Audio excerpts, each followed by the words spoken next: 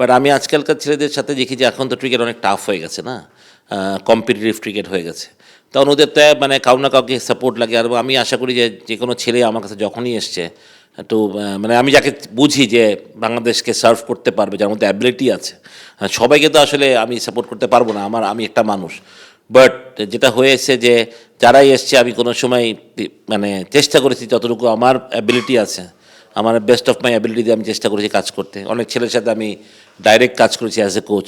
তখন সেটা ভালো লাগে যারা এখন বাংলাদেশের হয়তো বা অনেকে শিখরে উঠে গেছেন অ্যাজ ন্যাশনাল প্লেয়ার, আবার কেউ এখন নতুন উঠেছেন, খেলছেন, ভালো করছেন, উঠছেন, সামনে আরও ফিউচারে আরও বড় প্লেয়ার হবে।